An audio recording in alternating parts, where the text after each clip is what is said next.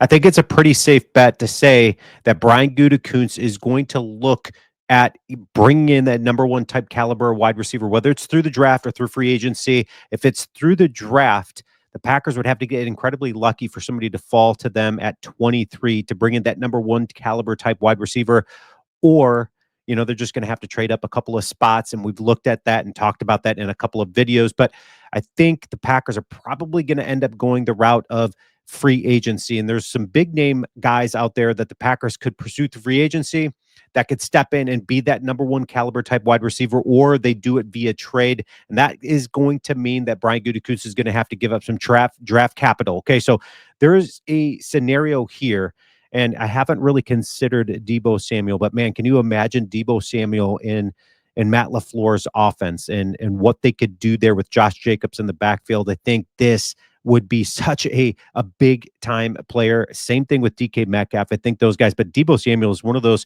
multi-purpose wide receivers. He can get involved in the run game, all of that type stuff. And same thing with Jaden Reed. Can you imagine those guys? Okay, so 49ers blockbuster trade proposal would dump star receiver to the Green Bay Packers. Ian Rappaport reported that sources say that the Niners are expected to explore trading Debo Samuel this offseason. While it's not certain that Samuel is done in San Francisco, it's enough of a possibility that both sides appear to be at peace with moving on if it goes that way.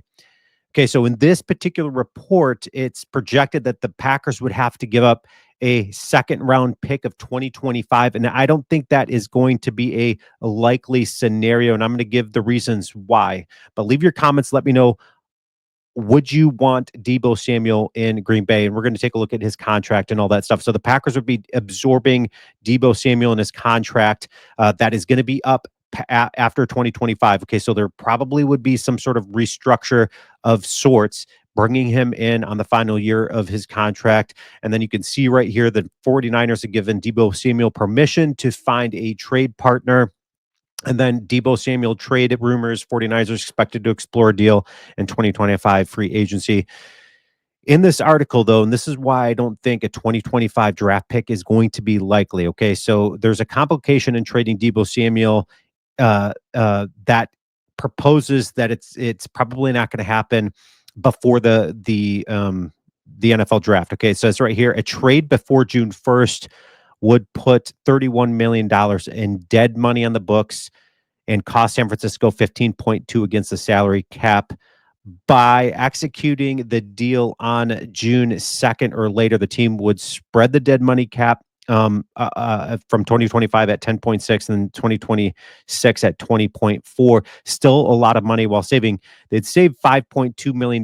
Now, that's not a ton of money, but if the Niners, depending on what they're looking to do, it could potentially happen before the draft. But given that information there, it probably won't happen before the draft, which means that there's going to be a lot of uncertainty surrounding Debo Samuel again, unless a team's maybe willing to absorb some of that money there. But Debo Samuel signed a 3-year 71 $0.5 million deal that again is going to be up after this season. Okay, there's a lot of money attached to Debo Samuel. Again, whatever team he decides to go to, there's going to be a restructure of sorts. Okay, so he signed a deal in 2022 that goes through 2025 that was worth $71.5 million.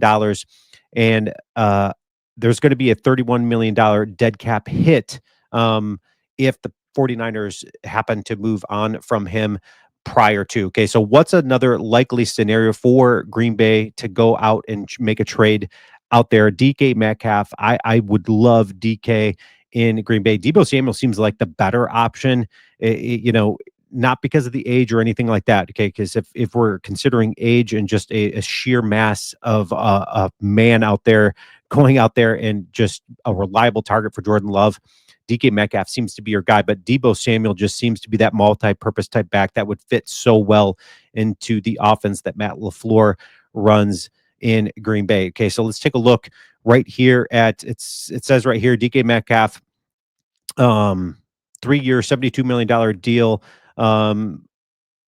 that would go through next season. Okay, so his contract's actually going to be going through 2026, so a little bit more appealing to anybody going out there and trading for DK Metcalf. 31.8 million in cap hit for 2025, $18 million cash. So career earnings at 61 on that deal. Again, $72 million deal, 3 years for DK Metcalf.